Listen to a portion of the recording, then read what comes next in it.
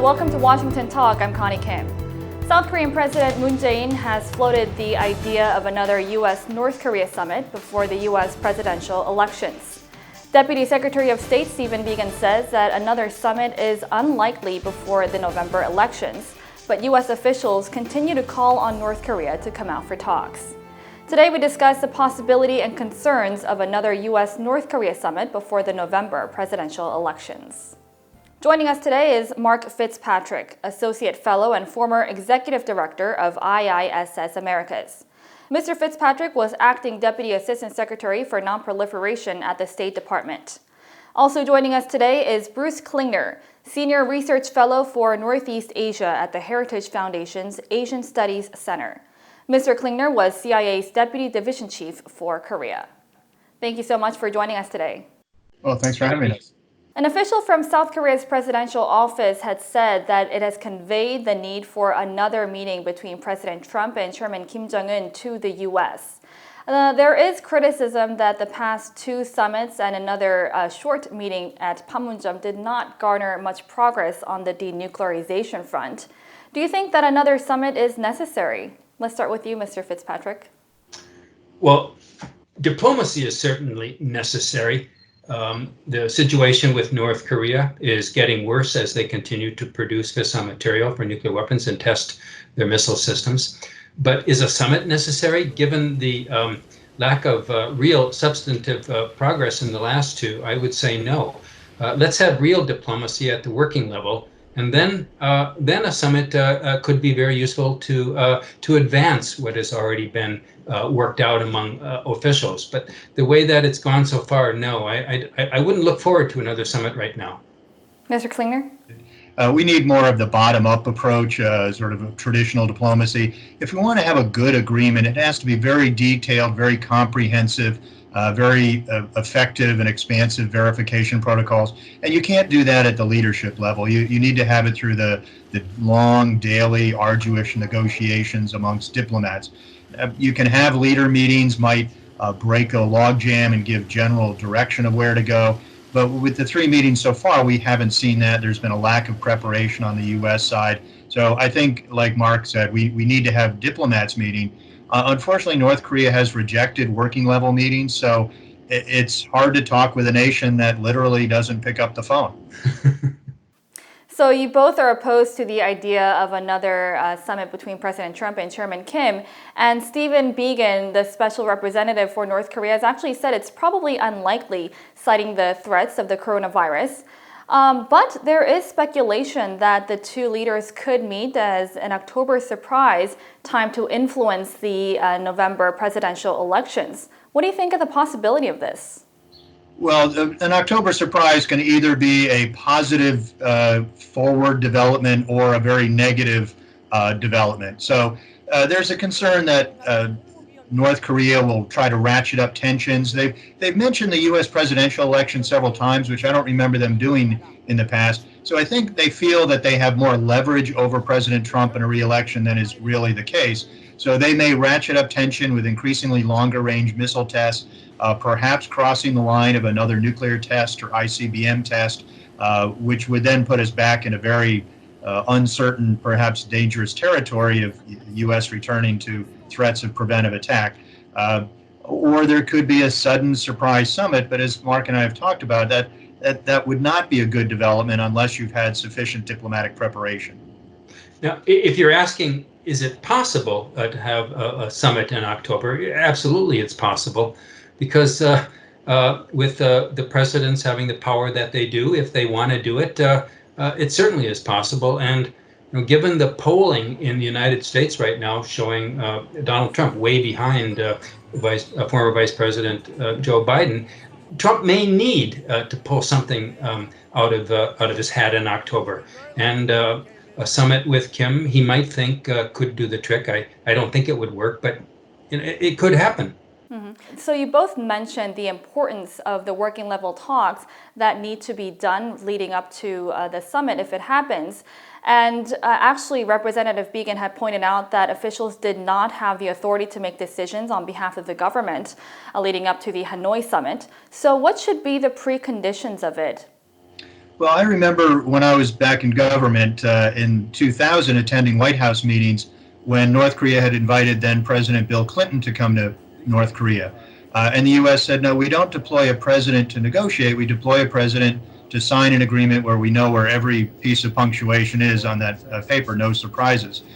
North Korea just kept saying, oh, he has to come, he will be happy, only the great leader can make decisions. Well, North Korea has tried that again, and I think the U.S. is seeing that Kim was no more forthcoming and being willing to fully denuclearize than his diplomats. So, we really need to have some kind of if not agreement, the strong parameters of an agreement before we deign to have another summit meeting.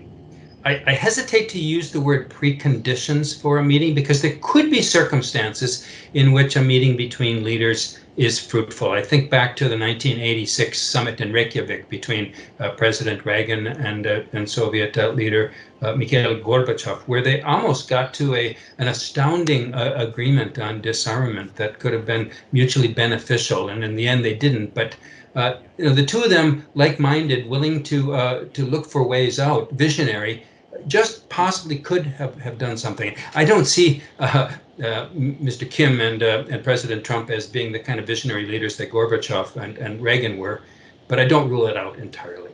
Mm-hmm. Well, that was actually the exact criticism of the failure of the Hanoi summit, that it left the important matters for the two leaders to hash out. Exactly, and there's a lot of criticism of both the Singapore and the Hanoi summits, as well as the meeting in Panmunjom.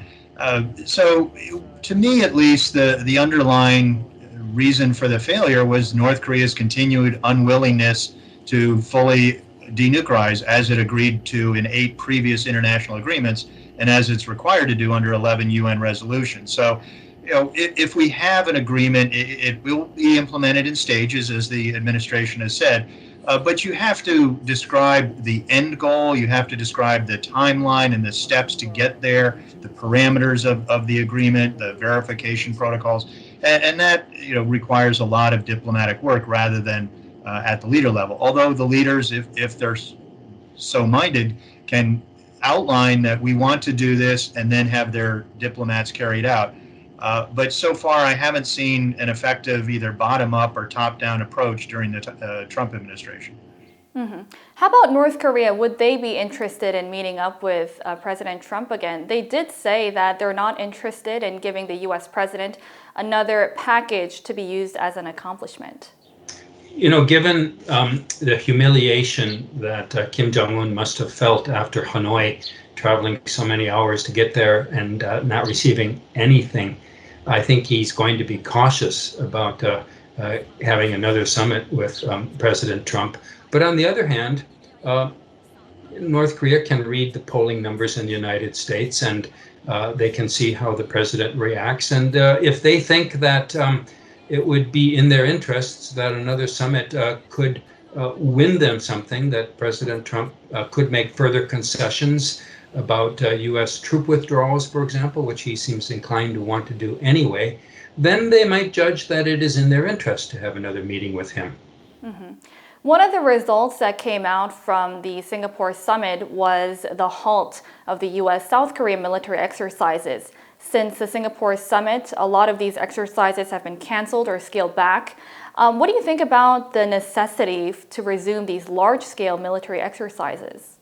I think any analyst in the United States would say, yes, of course you need to resume the exercises. Given the rotation of troops who are not in South Korea for any more than 2 years, or often shorter, you need to continually exercise in order to maintain operational readiness. They have to be able to fight a war at moment's notice. And given that there's no diplomacy going on, given that stopping the exercises is not contributing to any diplomatic goal, then of course they should bring these back.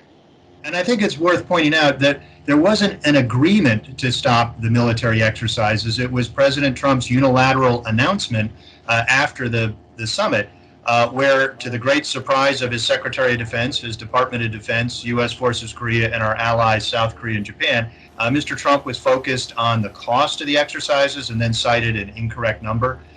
for the cost. And we didn't get anything in return from North Korea, either at Singapore or subsequent. North Korea continued its own military exercises, including a 1 million-man winter training cycle in 2019. So if it was a deal, it was a bad deal because North Korea didn't do anything in return for us canceling our military exercises, which either has or risks degrading Allied deterrence and defense capabilities.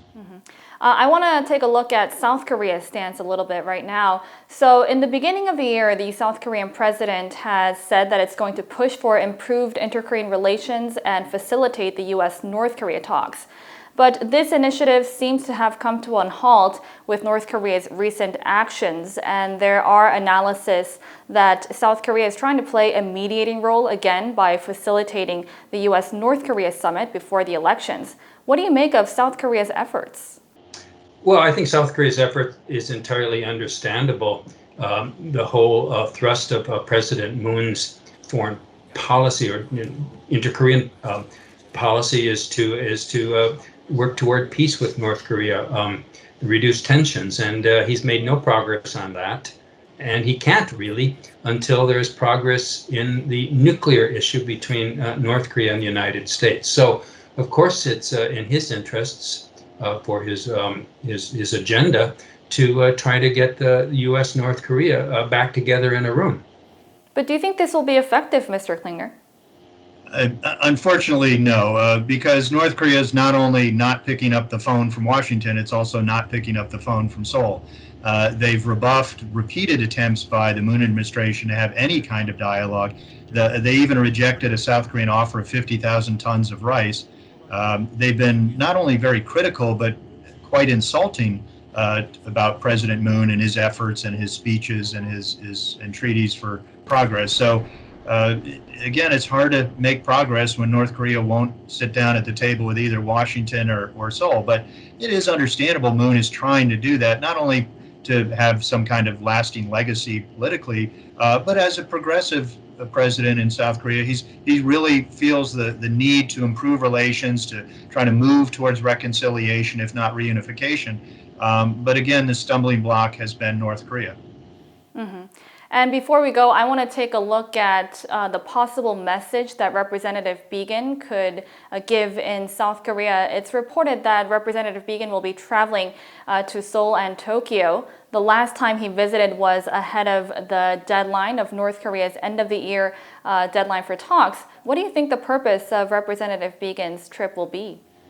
You know, I think it's always important for the United States and its allies to be in sync. And so there's a regular need to oil the functioning of the alliance relationships. In this case, perhaps Mr. Biegun wants to try to ensure that the Republic of Korean government does not go forward alone without the United States. Everyone knows that President Moon and his advisors would like to make progress with North Korea, would like to reopen some of the North-South economic cooperation projects that have been stopped. And the message may be, hey, let's not do this until we get progress on the denuclearization front. There are also speculations that Representative Biegun may try to meet with the North Korean officials. What are your prospects for this, Mr. Klingner?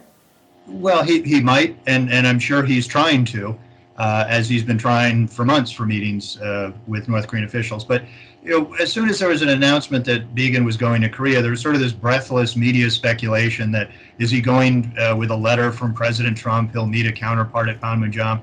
It reminded me back in the six-party talks when any of the 5 non-North Korean members of the six-party talks traveled to another country. There was a speculation, oh, is this a breakthrough, et cetera. No, the diplomats doing their jobs are coordinating with each other.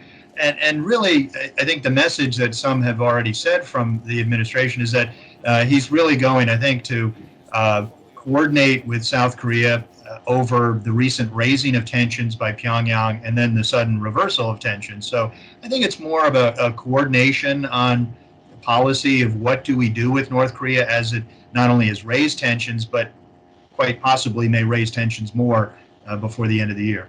Mm-hmm. We'll definitely have to keep an eye on what kind of message Representative Biegun gives in his visit to Seoul and Tokyo, and whether North Korea will respond to talks. Well, thank you so much, Mr. Fitzpatrick and Mr. Klingner, for joining us today. Well, thanks for having me. Thank you. That does it for this week's edition of Washington Talk from Voice of America. Thank you for watching. Please join us again next week for more analysis. Goodbye.